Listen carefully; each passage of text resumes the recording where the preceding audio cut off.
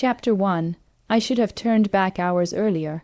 The storm had been building all afternoon, stacking dark clouds over the pines like someone layering blankets across the sky. By the time I reached the forest road, the wind had turned wild, shoving at my little car, rattling the windows, howling through the branches overhead. I kept telling myself it would pass, that I just needed to get through the last few miles before the highway picked up again. But the storm didn't pass. It swallowed the world whole. Rain hammered the windshield so hard the wipers couldn't keep up. The headlights barely cut through the sheets of water. The road twisted sharply, and the pines pressed in on both sides, tall and black and swaying like they were whispering warnings to each other. Just a little farther. I muttered, gripping the wheel tighter. Lightning cracked across the sky, turning the forest white for a heartbeat. Thunder followed instantly, so loud it felt like it hit the car itself. I flinched, breath catching. Then the tires hit something slick. The car fishtailed. I jerked the wheel, but the road was nothing but mud and water and panic. The world spun trees, rain, headlights, until everything slammed sideways. A jolt shot through me, and the airbag exploded in my face. The sound was a dull, distant thump, like it came from underwater. Then everything went dark. Warmth reached me first. Not heat, just warmth. A soft, steady glow brushing against my eyelids, coaxing me upward.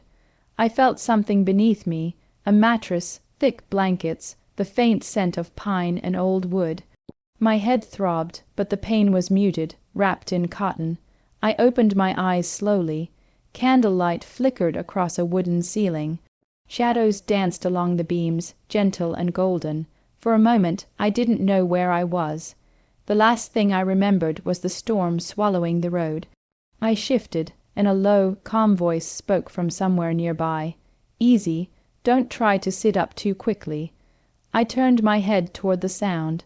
A man sat beside the bed, tall still, and watching me with an expression that was both careful and concerned. His features were striking in the candlelight, sharp cheekbones, dark hair falling slightly over his forehead, eyes the color of deep amber. He looked like someone carved from moonlight and shadow, and his hand, resting lightly on the edge of the blanket, was cold. Not chilly cold, where, my voice cracked, "You're safe."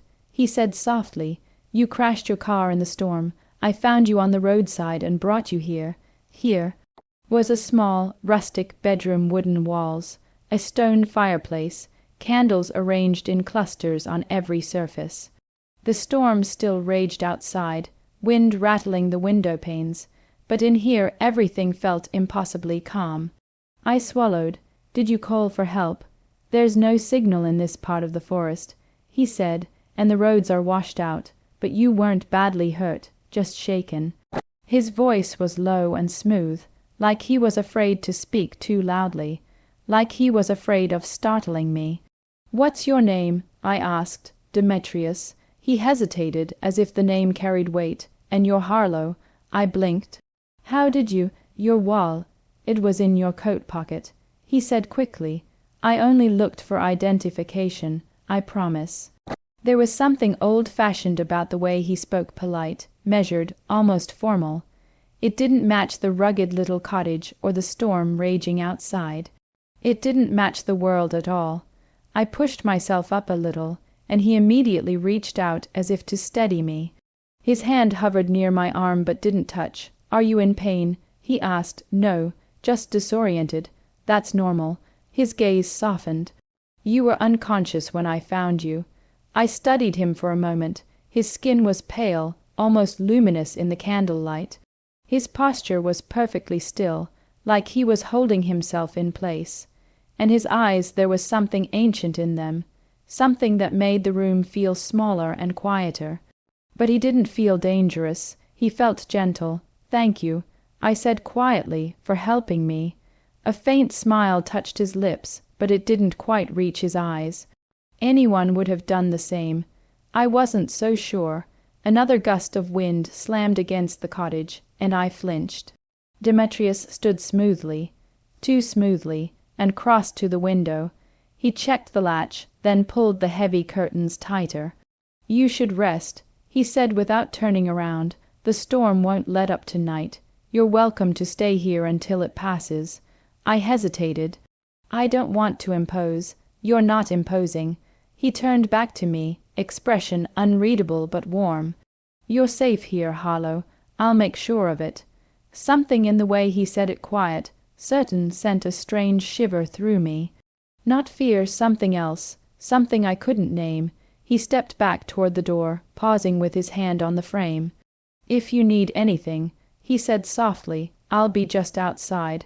Then he slipped out, closing the door behind him with a gentleness that matched everything else about him. I lay back against the pillows, listening to the storm batter the world outside and the silence settling inside the cottage. My heartbeat finally slowed, my breathing steadied. Safe, that was the word that kept circling through my mind. Safe with a stranger whose hands were cold as winter and whose eyes looked older than the pines themselves. I closed my eyes, letting the candlelight flicker behind my eyelids. Whatever Demetrius was hiding, whatever strange quietness lived in him, I wasn't afraid. Not yet. Chapter 2. When I woke again, the storm was still raging, but the room felt warmer than before, like the cottage itself was trying to shield me from the world outside. The candles had burned lower, their flames soft and steady, casting golden halos across the wooden walls. For a moment I lay still, listening to the wind batter the windows and the distant groan of trees bending under its force. Then I remembered the crash, the cold hands, the man with the amber eyes, Demetrius. I pushed the blankets back and sat up slowly. My head throbbed, but the dizziness had faded. Someone, him obviously, had changed me out of my soaked clothes and into a soft, oversized flannel shirt that smelled faintly of cedar and something older, something I couldn't name. I slid my feet onto the floor. The wood was cool under my toes, but not uncomfortably so. The cottage felt lived in. Safe, like it had been waiting for someone to fill its quiet spaces. I opened the bedroom door. The main room was dim, lit only by candles arranged in clusters on shelves, tables, and the stone hearth. The fire had burned down to embers, glowing like sleepy eyes. Heavy curtains covered every window, thick enough to block even the idea of daylight. Demetrius stood near the kitchen counter, his back to me. He moved with a kind of deliberate grace, as if every gesture was chosen, not automatic. He was pouring hot water into a mug, steam curling around his hands. He didn't turn, but his voice drifted toward me, soft and certain. "You're awake." I froze. "How did you know?" "I heard your footsteps." He set the kettle down gently. "You walk lightly." I wasn't sure if that was a compliment or an observation, but something about the way he said it made warmth bloom in my chest. He turned then, holding the mug. His eyes caught the candlelight, turning them a deep, molten gold. He looked at me like he was making sure I was real. "How are you feeling?" he asked. "Better," I said. "Still a little foggy." "That's to be expected." He gestured toward the small table near the fire. "Sit, I made you tea." I sat, and he placed the mug in front of me. The steam carried the scent of chamomile and something floral lavender, maybe. I wrapped my hands around the ceramic, letting the warmth seep into my fingers. "Thank you," I murmured. He nodded once, then stepped back, as if giving me space was a reflex. I took a sip. The tea was perfect, soothing, gentle, exactly what my frayed nerves needed. I glanced up at him. "Do you live here alone?" "Yes." His answer was immediate, but not unkind. "It's quiet, peaceful." "It is," I agreed, looking around. "It feels timeless." A faint smile touched his lips. "I suppose it does." I studied him for a moment. His clothes were simple dark shirt, sleeves rolled to his forearms, black trousers. But there was something old world about him, something that didn't match the rustic cottage or the storm outside. He looked like he belonged to a different era entirely. "Thank you for taking care of me," I said softly. "I don't know what would have happened if you hadn't found me." His expression shifted, something like worry flickering behind his eyes. "I'm just glad I reached you in time." There was a weight to his words, like he was remembering something he didn't want to say aloud. I took another sip of tea, letting the silence settle between us. It wasn't uncomfortable, it felt intentional. Like he was giving me room to breathe. My gaze drifted around the cottage. The walls were lined with shelves filled with old books, leather-bound, worn at the edges, some with titles in languages I didn't recognize. Candles sat in iron holders, their wax dripping down in soft, frozen rivers. A large, ornate mirror hung above the fireplace, but the glass was dark, covered by a heavy cloth. "Is the power out?" I asked. Demetrius followed my gaze. "There's no electricity here." I blinked at all. He shook his head. "I prefer candlelight." I couldn't argue with that. The cottage glowed with a warmth that felt almost magical. But it was unusual. Everything about him was unusual. "Do you mind if I look around?" I asked. "Of course not." He stepped aside, giving me a clear path. "You're safe here. Explore as much as you like." Safe. He kept saying that word, and every time he did, something in me believed him. I wandered through the main room, trailing my fingers along the spines of books, admiring the carved wooden furniture, the soft blankets draped over chairs. Everything felt curated, intentional, like he'd built this place piece by piece. But there were oddities too. No mirrors, not a single one, except the covered one above the fireplace. Heavy curtains on every window, even though it was clearly daytime behind the storm clouds. And the coldness of his hands unnatural, lingering in my memory. I turned back to him. He was watching me with an expression I couldn't decipher, part concern, part curiosity, part something else entirely. "You really don't eat?" I asked gently. "You didn't have anything when I woke up." He hesitated, just for a second. But I saw it. "I'm not hungry," he said finally. It wasn't a lie, exactly, but it wasn't the truth either. I didn't push. Something told me he'd retreat if I did. Instead, I walked back to the table and sat down again. "Well, thank you for the tea, and for everything." He inclined his head, almost like a bow. "You're welcome, Harlow." The way he said my name, soft, careful, sent a strange warmth through me. Outside, thunder rolled across the sky, shaking the cottage. I flinched, and Demetrius's gaze sharpened instantly, like he was ready to move toward me if I needed him. "You're safe here," he said again, voice low and steady. "Nothing will harm you while you're under my roof." I believed him. I didn't know why. I didn't know him. But something in his voice, something ancient and certain, wrapped around me like a blanket. I sipped my tea, letting the warmth settle in my chest. Whatever Demetrius was hiding, whatever strange quietness lived in him, I wasn't ready to ask. Not yet, for now. The storm raged outside, and I was in a cottage filled with quiet light, safe under the watchful gaze of a man who moved like a shadow and spoke like a promise. And for the first time since the crash, I felt like I could breathe. Chapter 3. I woke the next morning to the soft crackle of a fire and the faint scent of something warm drifting through the cottage. Herbs, maybe, or bread. For a moment I lay still, letting the quiet settle around me. The storm had eased into a steady rain, tapping gently against the roof like fingertips. It was peaceful in a way I hadn't felt in a long time. I pushed the blankets aside and stepped into the main room. Demetrius stood near the hearth, tending a pot suspended over the fire. He moved with that same deliberate grace, every gesture smooth and controlled. His dark hair fell slightly over his forehead, catching the firelight in soft glints. He turned the moment I entered, as if he'd sensed me before I made a sound. "Good morning," he said, voice low and warm. "How are you feeling?" "Better," I said honestly, "a lot better." He nodded, relief flickering across his features. "I made you breakfast." I blinked. "You didn't have to do that." I wanted to. He hesitated, then added, "You need your strength." There was something in the way he said it, gentle, protective, that made my chest tighten. I walked closer, drawn by the warmth of the fire and the quiet steadiness of him. "What about you?" I asked. "Did you eat?" He paused, just for a heartbeat. "I'm not hungry." The same answer as yesterday. The same careful tone.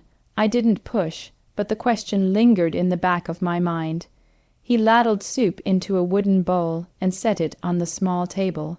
The aroma was comforting herbs, vegetables, something earthy and rich.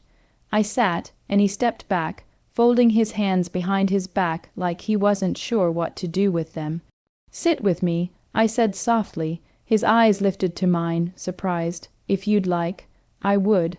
He pulled out the chair across from me and sat, posture straight, hands resting lightly on the table. He didn't touch the food. He didn't even look at it. His gaze stayed on me, attentive but not intrusive, like he was memorizing the way I breathed. I took a spoonful of soup.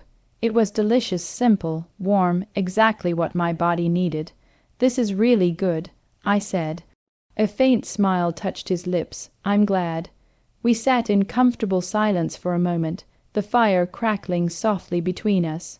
Outside, the rain whispered against the windows, turning the world into a muted watercolor. "Do you live here year-round?" I asked. "Yes." His voice was quiet. "I prefer solitude. Doesn't it get lonely?" His gaze dropped to his hands. "Sometimes." There was a heaviness to the word, like it carried centuries instead of years.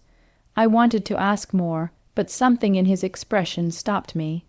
Not a warning, just a quiet sadness that felt too intimate to touch. I finished my soup and set the bowl aside. "Thank you," I said again, "for everything. I don't know how to repay you." "You don't need to repay me." His eyes lifted, warm and steady. "I'm just glad you're safe." The way he said it, soft, earnest, made my breath catch. I looked away, suddenly aware of how close we were sitting, how the firelight softened the angles of his face, how his presence filled the room like a quiet promise. I stood, needing to move, to shake off the strange flutter in my chest. "Can I help with anything? Dishes? Firewood?" "You should rest," he said gently. "Your body is still recovering. I feel fine." He rose too, almost instinctively, as if he couldn't help but follow my movement. Even so, I stepped toward the window, pulling the curtain back just enough to peek outside. The forest was drenched, the pines bowed under the weight of the rain. Mist curled between the trunks like pale fingers. "It's beautiful," I murmured. Demetrius stood a few feet behind me. I could feel him there.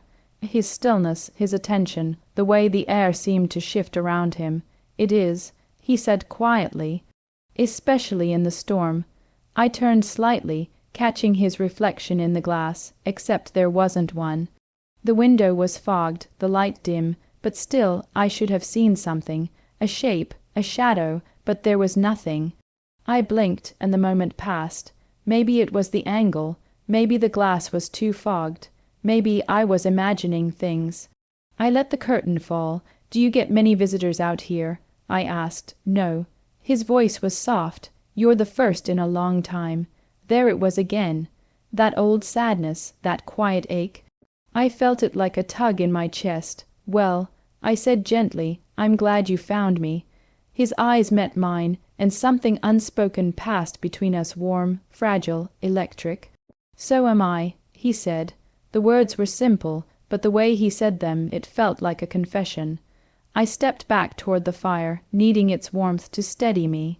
Demetrius followed at a respectful distance, always careful, always aware of the space between us. "Would you like more tea?" he asked. "Yes," I said, smiling, "I would." He moved to the kettle, and I watched him. How quietly he moved, how he seemed to glide rather than walk, how the candlelight clung to him like it knew him well. There was something different about him, something I couldn't name, but whatever it was, it didn't frighten me. If anything, it drew me closer. As he handed me the mug, our fingers brushed just barely. A spark shot through me, warm and startling. His breath caught, so soft I almost missed it. He pulled his hand back quickly, as if afraid of what he felt. I held the mug to my chest, trying to steady my heartbeat. Demetrius looked away, jaw tight, eyes shadowed. He was hiding something. I knew that now, but he was also gentle, careful, kind, and for reasons I couldn't explain, I trusted him. Even if I didn't understand him, not yet. Chapter 4. The rain eased into a soft drizzle by late afternoon, but the forest outside the cottage still looked bruised and heavy, like the storm had wrung every last drop of color from the world. Inside, though, everything glowed. The fire crackled gently, candles flickered in warm halos, and the air smelled faintly of pine and something sweet I couldn't quite place. Demetrius moved through the cottage with his usual quiet grace, tending the fire, straightening books, checking the windows as if the storm might still have teeth. I watched him from the armchair near the hearth, my legs curled beneath me, a blanket draped over my lap. He didn't seem to notice my gaze, but something told me he always knew exactly where I was. "Do you need anything?" he asked without turning around. I smiled. "You don't have to keep checking on me." He paused, then looked over his shoulder. "I know, but I want to." There it was again, that gentle sincerity that made my chest tighten. I didn't know what to do with it. I wasn't used to someone caring so quietly, so consistently. I stood, stretching a little. "Can I help with something? I feel useless just sitting here." "You're recovering," he said. "Resting is not useless." "Maybe not," I said, "but I'd still like to do something." He hesitated, then nodded toward a shelf near the window. "If you'd like, you can choose a book. I have many." I walked over, trailing my fingers along the spines. Some titles were familiar, but most were old, older than they had any right to be. Leather bindings, gold lettering, languages I didn't recognize. I pulled one down and opened it carefully. The pages were thick, textured, and handwritten in ink that had faded to brown. "This looks ancient," I murmured. "It is," he said softly. I turned to him. "Where did you get it?" A shadow crossed his expression. "It was a gift, a long time ago." "How long?" He didn't answer, not directly. Instead, he stepped closer, taking the book gently from my hands and returning it to the shelf. "Some things are better preserved than explained," he said. I frowned. "That's not an answer." "No," he agreed quietly. "It isn't." He stepped back, putting distance between us. I felt the shift immediately, like a door closing, soft but final. "I didn't want that, Demetrius," I said gently. "You don't have to tell me everything, but you don't have to hide from me either." His eyes lifted to mine, and for a moment something raw flickered there, loneliness, maybe, or fear. "Or both. I'm not hiding," he said, but he was. I could feel it in the space between us, in the way he held himself too still, too carefully. I walked toward him, slow and deliberate, giving him time to step back if he wanted to. He didn't. He watched me with an intensity that made my breath catch. "You saved my life," I said softly. "You brought me here. You've taken care of me. You don't have to pretend with me." His jaw tightened. "I'm not pretending." "Then what are you doing?" He looked away, toward the window where the rain streaked down the glass in silver lines. "Protecting you. From what?" "From me."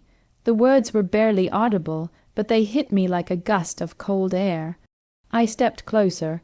"Demetrius," he shook his head, retreating a single step not far, just enough to break the moment. "You should rest. Your body is still healing." "I'm fine," I said. "Really." "You're not," he said gently. "You're tired, and you're asking questions you're not ready to hear the answers to." I opened my mouth to argue, but he turned away, moving toward the kitchen with that same silent grace. I followed him, unable to let the moment slip away.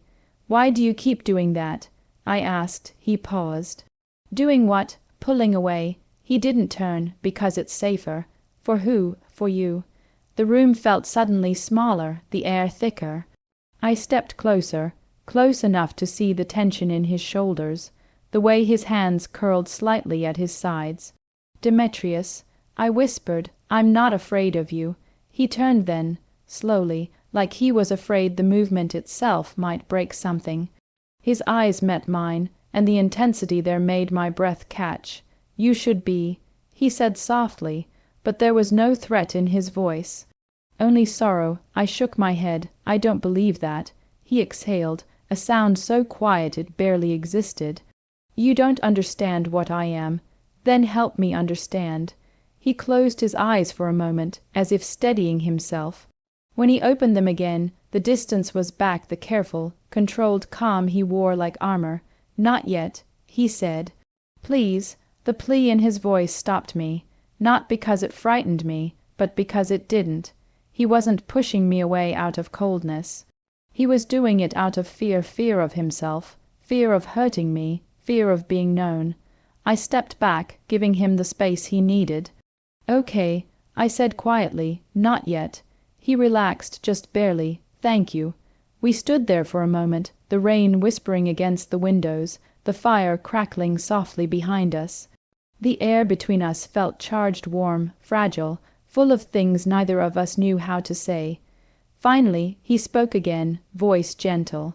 "Would you like more tea?"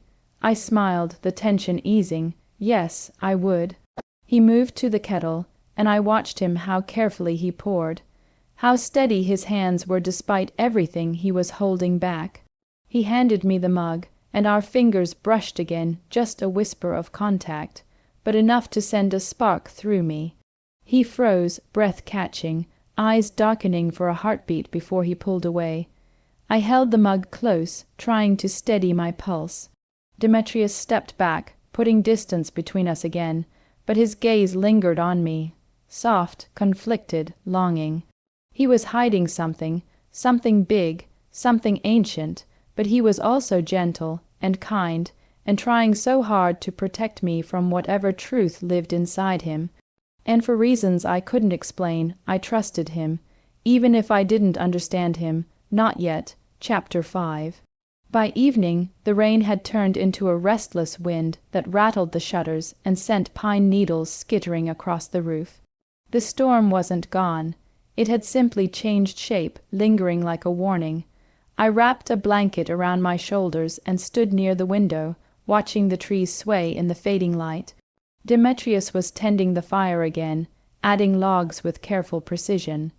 He always moved like he was afraid of making too much noise, as if the world might shatter if he wasn't gentle with it. "You shouldn't stand so close to the window," he said without looking up. "Why not?"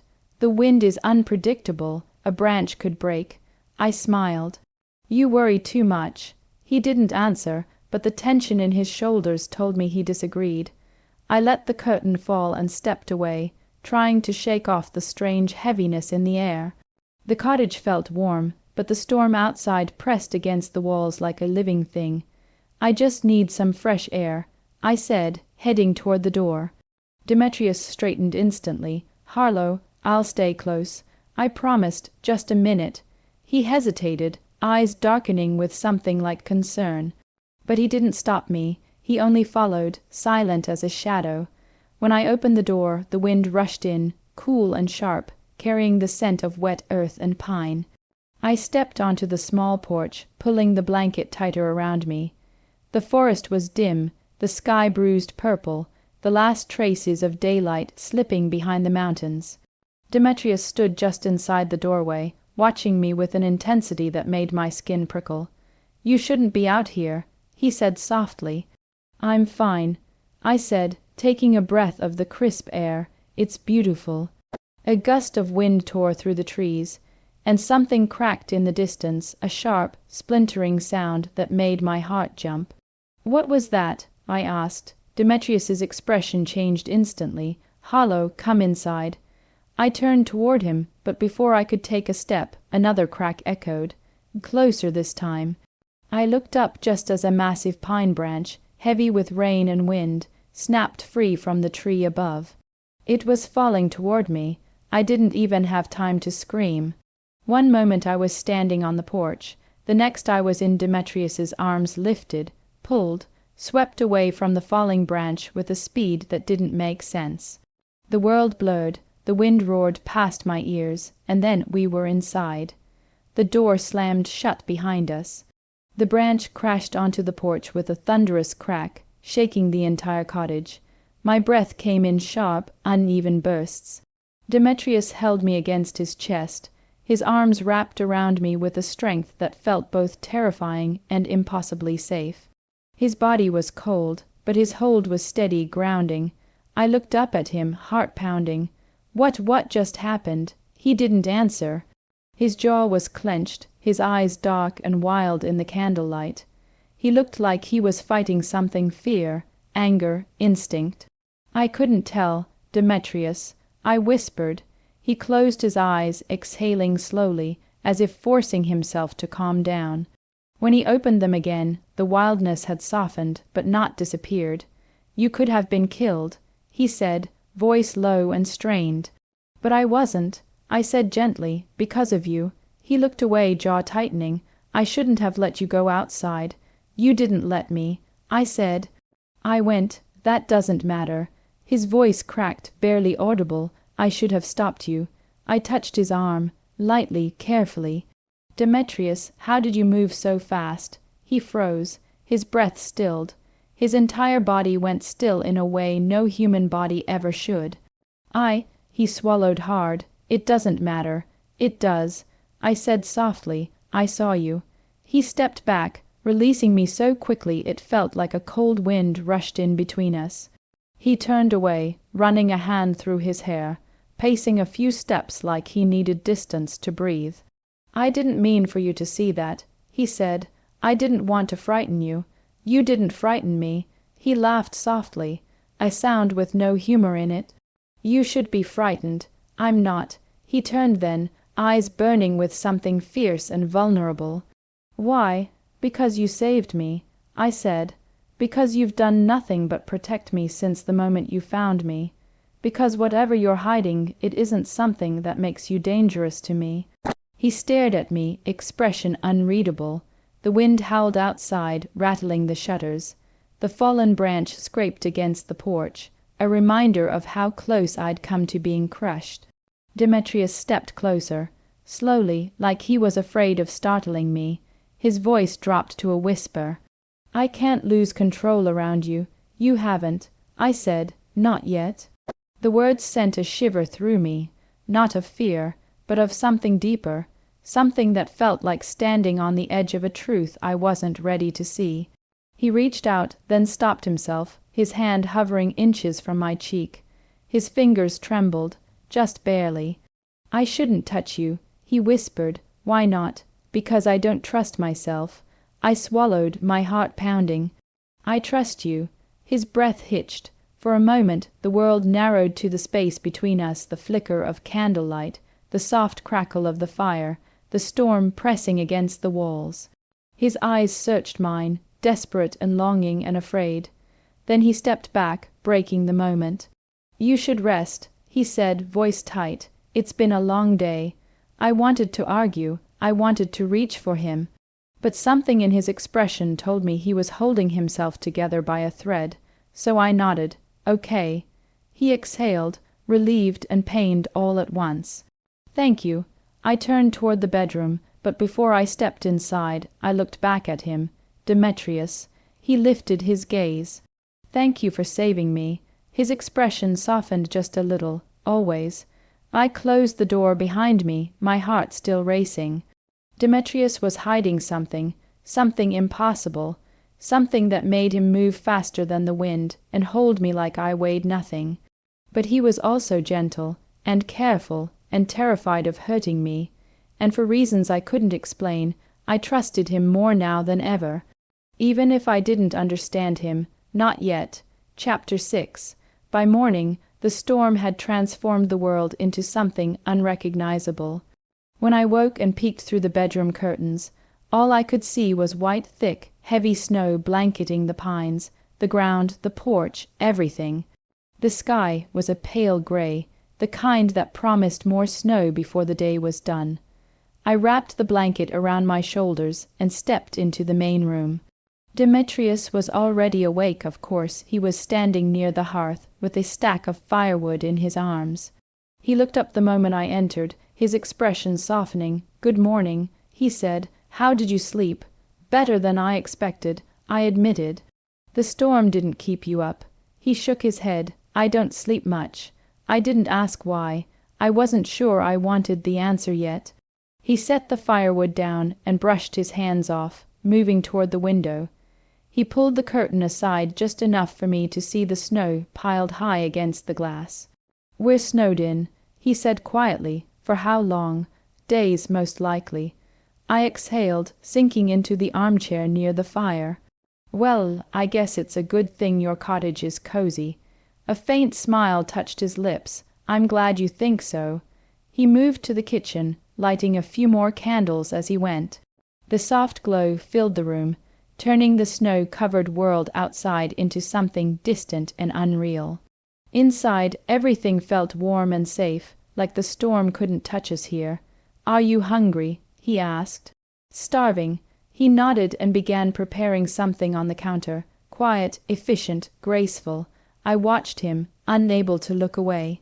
There was something mesmerizing about the way he moved, like he'd spent centuries perfecting the art of being gentle. "Can I help?" I asked. "You can sit," he said, glancing over his shoulder with a small smile. "That's enough." I rolled my eyes playfully. "You're going to spoil me." His smile deepened just a little. "Perhaps." He brought me a bowl of warm porridge with honey and berries, and I accepted it gratefully. He didn't sit with me, but he stayed close, leaning against the counter with his arms crossed, watching me with that quiet attentiveness that made my heart flutter. "You really don't eat?" I asked softly. He hesitated. "Not like you do." I didn't push.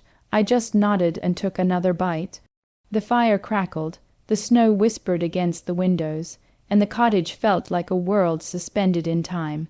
A sanctuary, a secret. After breakfast, I wandered toward the bookshelf again, drawn to the old leather-bound volumes. Demetrius watched me from the hearth, his expression unreadable but warm. "Do you read often?" I asked. "Yes," he said. "Books are companions." I smiled. "Good ones, I hope." "The best," he said softly. I pulled down a book at random and opened it. The pages were filled with elegant handwriting, the ink faded but still legible. It wasn't English. I didn't recognize the language at all.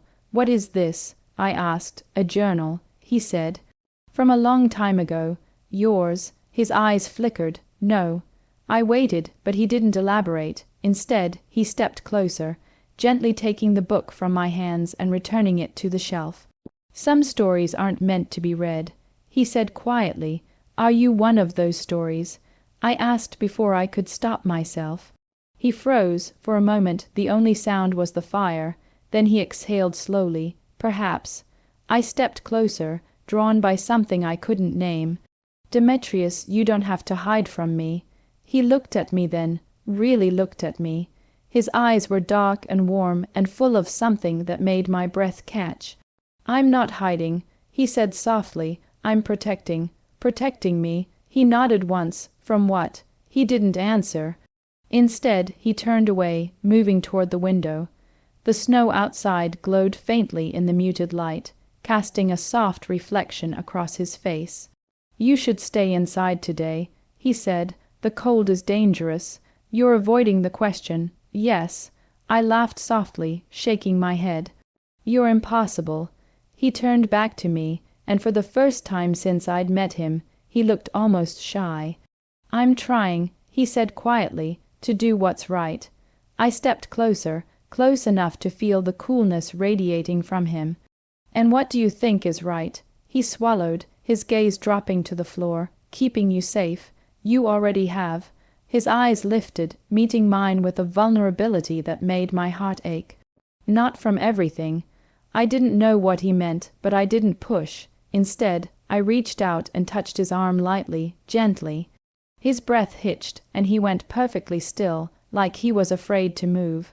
"Demetrius," I whispered, "I'm not afraid of you." "You should be," he murmured. "But I'm not." He closed his eyes, exhaling shakily. "I know." We stood there for a long moment, the fire warming my back, the cold radiating from him like a quiet warning. The air between us felt charged soft, fragile, full of unspoken things.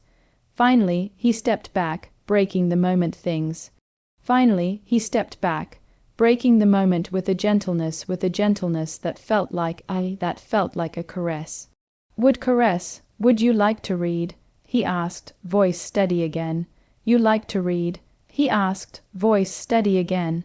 Yes, I said, smiling, yes. I said, smiling, I would. I would.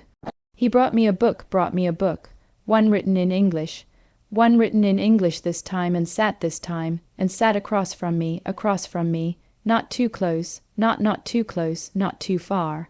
Just enough too far, just enough that I could feel his presence like a warm shadow. A warm shadow. We spent the afternoon like that reading, talking softly, sharing quiet moments that felt more intimate than anything else could have. The snow fell steadily outside, sealing us into our little world. And for the first time since the crash, I didn't feel lost. I felt found. I felt found. By a man who moved like a whisper, spoke like a promise, and hid secrets behind eyes that looked older than the pines themselves. Whatever he was, whatever he feared, I wasn't afraid. Not yet. Chapter 7. The next morning, the world outside the cottage was still buried in white. Snow clung to the pines like thick frosting, and the sky hung low and heavy, promising more before the day was done. Inside, though, the cottage glowed with warmth. The fire crackled softly, candles flickered in their iron holders, and the air smelled faintly of pine and something sweet, something that always seemed to linger around Demetrius. But something else lingered too, a tension I couldn't name. I noticed it the moment I stepped into the main room. Demetrius stood near the hearth, staring into the flames with an expression I hadn't seen before, tight, strained, almost pained. His posture was rigid, his hands clenched at his sides. "Good morning," I said softly. He didn't turn right away. When he did, his smile was faint and forced. "Good morning, Harlow." His voice was steady, but something in it felt off. Thinner, like he was holding himself together by sheer will. "Are you all right?" I asked. "Yes," he said too quickly. "Of course." He turned away, moving toward the kitchen with that same silent grace. But it wasn't the same. His movements were sharper, more deliberate, like he was trying to control every inch of himself. I followed him, worry prickling at the back of my mind. "Demetrius," I said gently, "you don't look well." "I'm fine," he repeated, but his voice cracked on the last word. He gripped the edge of the counter, knuckles white. His shoulders trembled just barely, but enough for me to see. "Sit down," I said softly, "please." He shook his head. "I can't." "Why not?" He closed his eyes, jaw tightening. "Because being near you is difficult right now." The words hit me like a cold wind. "Difficult how?" I whispered. He didn't answer. Instead, he stepped back, putting distance between us. His breathing was shallow, his eyes darker than I'd ever seen them. Deep amber swallowed by shadow. "Demetrius," I said, taking a step toward him, "talk to me." "Don't," he said sharply. I froze. He immediately flinched, as if the word had hurt him too. "I'm sorry," he whispered. "I didn't mean to raise my voice." "It's okay," I said gently, "but you're scaring me." He shook his head, backing away until his shoulders hit the wall. "I don't want to scare you. That's the last thing I want." "Then tell me what's wrong." He looked at me then, really looked at me, and the rawness in his eyes made my breath catch. "I haven't fed," he said quietly, "not in a long time." The room seemed to tilt. My heart pounded, but not from fear. From understanding. From the truth I'd been circling without naming. "You mean—" "Yes," he said, voice barely audible. "That," I swallowed, "and being near me makes it worse." He closed his eyes, exhaling shakily. Your heartbeat, your warmth, your scent. It's overwhelming. My pulse quickened, and his eyes snapped open, dark and hungry and aching. Please, he whispered, don't come any closer. I stayed where I was, but my voice softened. Why didn't you tell me sooner? Because I didn't want you to look at me differently. I don't. You should. I shook my head. You've done nothing but protect me. That's because I've been in control, he said, but now I'm not. He pressed a hand to his chest, fingers trembling. I can feel it slipping, the hunger, the instinct. I haven't felt it this strongly in decades. Then let me help, I said. You can't, he whispered. No one can. He turned away, gripping the back of a chair so tightly the wood creaked. His shoulders rose and fell with each breath, like he was fighting something inside himself. Demetrius, I said softly, look at me. He didn't. Please, slowly, painfully, he turned. His eyes were darker than ever, amber swallowed by shadow, pupils wide, hunger simmering beneath the surface. But beneath the hunger was something else, fear, not of me, of himself. I don't want to hurt you, he said, voice breaking. I would rather starve than risk that. You won't hurt me. You don't know that. I do, I said. Because you've had every chance and you haven't. He shook his head. That's because I've kept my distance. But now I can barely stand to be in the same room. Then sit. I said gently. Let me stay with you. No, he said, stepping back again. If you stay close, I might. He cut himself off, jaw clenching. Might what? I whispered. He closed his eyes, pained, lose control. The words hung between us, heavy and fragile. I stepped closer slowly, carefully. He tensed, breath catching, but he didn't move away. Demetrius, I said softly, you're not a monster. His eyes opened, and the anguish there made my heart ache. You don't know what I am. Then tell me. He shook his head. Not like this. Not when I'm like this. I reached out, my hand hovering near his arm. Let me help you. You can't. He whispered again. But your kindness, it helps more than you know. He stepped back, putting space between us again, but his gaze lingered on me, soft, longing, desperate. I need time, he said quietly, to regain control. How long? I don't know. I nodded, even though it hurt. Okay, he exhaled, relieved and pained all at once. Thank you. I stepped back, giving him the distance he needed. He watched me with a mixture of gratitude and sorrow, like he wanted to reach for me, but knew he couldn't. The snow fell softly outside, muffling the world. Inside, the cottage felt warm and quiet, but the space between us felt colder than ever. Demetrius was slipping, and he was terrified of what might happen if he fell. But I wasn't afraid, not of him. Not yet. Chapter 8. By the next evening, the snow had stopped falling, but the world outside remained buried in white. The pines stood heavy and silent, their branches drooping under the weight. The sky was a pale, washed-out gray, and the air felt still, like the forest was holding its breath. Inside the cottage, though, everything glowed. The fire crackled softly, candles flickered in warm halos, and the scent of pine and something sweet lingered in the air. It should have felt peaceful, but Demetrius was unraveling. I saw it in the way he moved. Too quickly, then too slowly, like he was fighting himself. I saw it in the way he avoided looking at me for too long, as if my presence was a temptation he couldn't afford. I saw it in the way his hands trembled when he thought I wasn't watching. He was losing control, and he was terrified.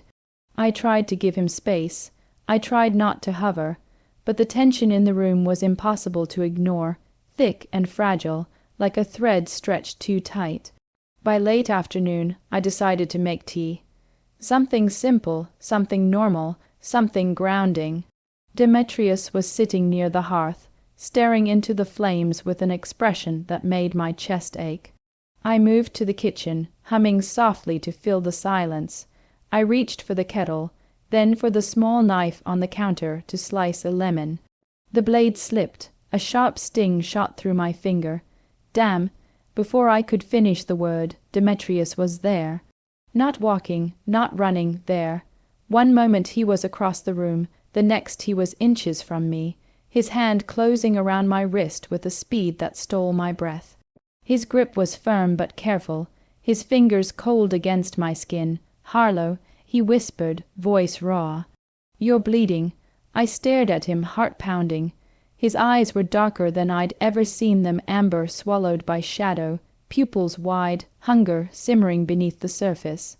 His breath came in shallow, uneven pulls, like he was fighting something inside himself.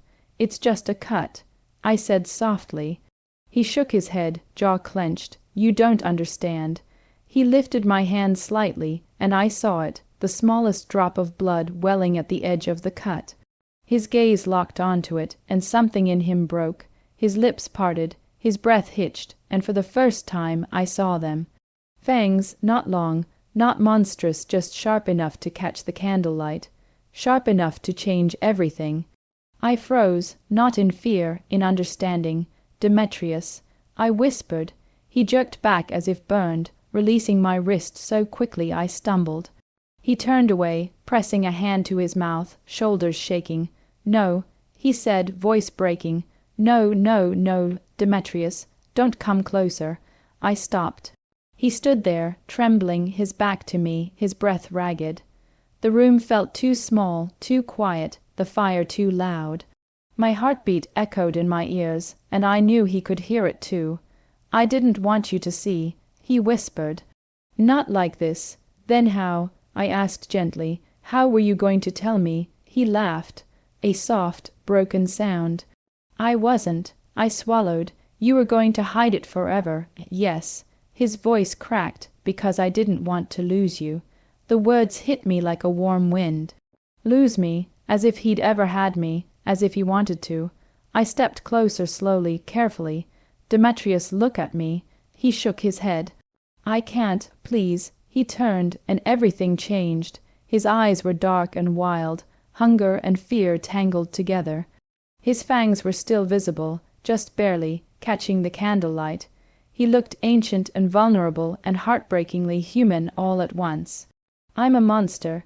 He whispered. "No." I said, stepping closer. "You're not. You should be afraid. I'm not. You should run. I won't." He stared at me, breath shaking, eyes searching mine for something. Fear, disgust, rejection. But he didn't find it. I lifted my hand, the one that wasn't bleeding, and reached toward him. He flinched, but he didn't move away.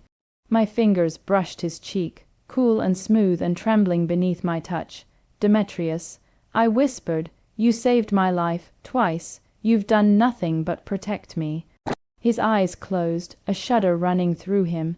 "I don't deserve your kindness. You do. I don't deserve your trust. You have it anyway." He opened his eyes, and the hunger there softened just a little. Enough for me to see the man beneath the instinct.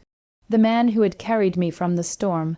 The man who had cooked for me, read with me, watched over me. The man who had been alone for far too long. "I didn't want you to see me like this," he said. "Not when I'm losing control. Then let me help you." "You can't," he whispered. "But your presence, it steadies me." I stepped closer, close enough to feel the coolness radiating from him. "Then let me stay." He inhaled sharply, as if the words themselves were a temptation. "I don't want to hurt you," he said. "You won't. You don't know that. I do." He closed his eyes again, leaning into my touch just slightly. So slightly I might have imagined it. But I didn't think I did. "Harlow," he whispered, "I'm so tired of hiding." "Then don't hide any more." He opened his eyes, and for the first time I saw him not the careful host, not the quiet protector, not the man holding himself together by a thread. I saw Demetrius, ancient, lonely, gentle, and terrified of being known. "I'm a vampire," he said softly, "and I don't want to be alone any more." My breath caught, not in fear, in something else, something warm. "Something certain. You're not alone." I whispered. He stared at me, eyes shining with something fragile and aching. "Harlow," I stepped closer, closing the last inch between us. "I'm not going anywhere." The hunger in his eyes softened into something tender. something hopeful, something that felt like the beginning of a truth neither of us had been brave enough to name. He exhaled, a sound full of relief and longing, and for the first time since the storm, the cottage felt like a sanctuary again, not because it was safe, but because he finally let me see him, all of him. Chapter 9. I didn't sleep much that night, not because I was afraid, because I wasn't. I lay awake in the quiet glow of the candlelight, listening to the soft crackle of the fire and the distant sigh of the wind against the cottage walls. Every time I closed my eyes, I saw Demetrius's face, his trembling hands, his darkened eyes, the way he'd looked at me when he finally said the truth aloud. I'm a vampire. The words should have terrified me.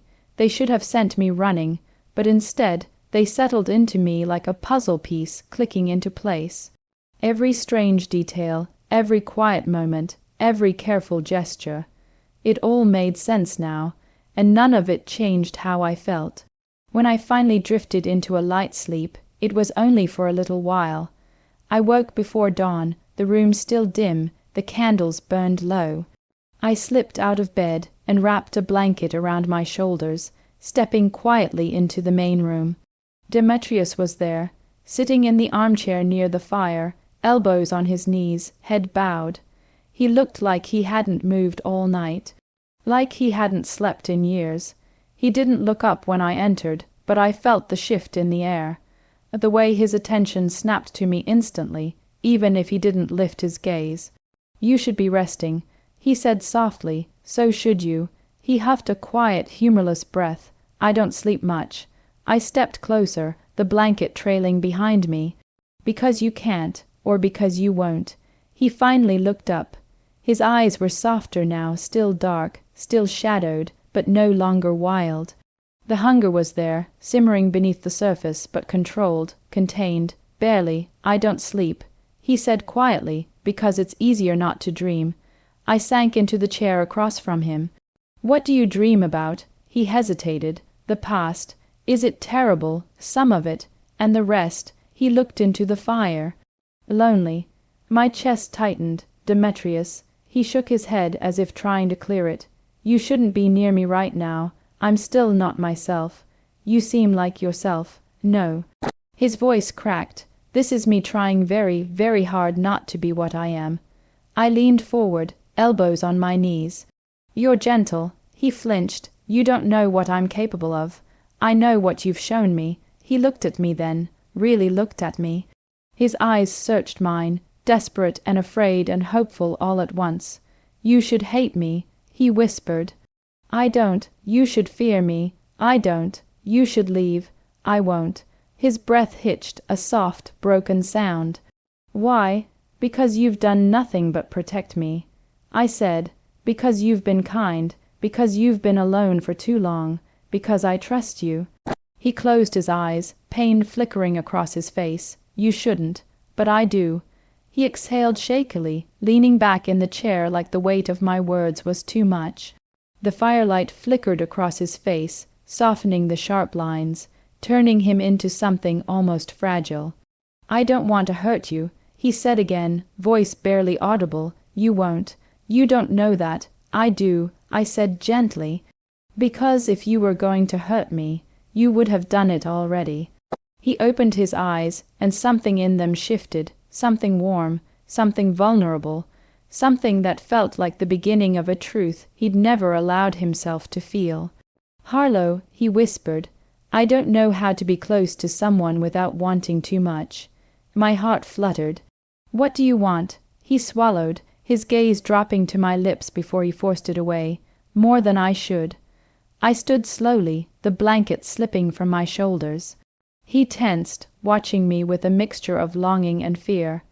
I crossed the small space between us and knelt beside his chair, close enough to feel the coolness radiating from him.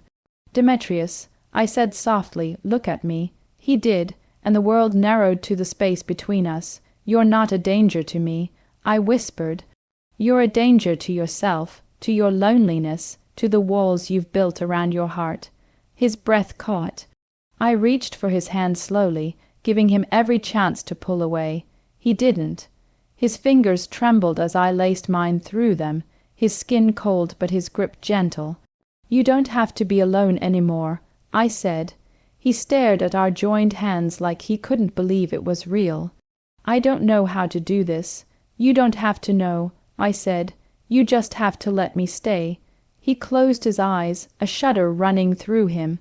When he opened them again, they were softer. Still dark, still hungry, but filled with something else. "Something tender, something hopeful, Harlow," he whispered. "I don't deserve you." "You do," I said. "You deserve someone who sees you, all of you." He lifted our joined hands, brushing his thumb over my knuckles with a reverence that made my breath catch. "I've waited centuries," he said softly, "and I never thought—" He shook his head, unable to finish. "You don't have to wait any more," I whispered. He leaned forward slowly, carefully, until his forehead rested against mine. His breath was cool against my lips, his voice a trembling whisper. "Stay with me. I'm not going anywhere." His eyes closed, and for the first time since I'd met him, he looked at peace. Not because the hunger was gone, but because he wasn't facing it alone. Chapter 10. The storm finally broke the next morning. I woke to a soft, pale light filtering through the curtains. The first true daylight I'd seen since the crash. The world outside was still blanketed in snow, but the sky was clear, washed clean by the storm. The pines sparkled under the early sun, each branch dusted with frost like powdered sugar. For a moment I lay still, listening to the quiet. No wind, no thunder, just the gentle crackle of the fire in the next room, and the faint sound of someone moving with careful, deliberate steps. "Demetrius," I wrapped the blanket around my shoulders and stepped into the main room. He stood near the window, the curtains drawn just enough for him to see the world outside without letting the sunlight touch him. His posture was relaxed for the first time in days, his shoulders no longer tight with strain. He turned when he sensed me, and the look in his eyes softened instantly. "Good morning," he said. "Morning," I murmured, stepping closer. "You look calmer." "I am," he said quietly. "The hunger has eased. A relief washed through me. I'm glad." He studied me for a moment, his expression warm and unreadable all at once. "How did you sleep?" "Better," I said, "knowing you were here." A faint smile touched his lips, small but real. "I never left." I moved to the window, peeking out at the snow-covered world. The forest looked peaceful now, serene in a way that made the last few days feel like a distant dream.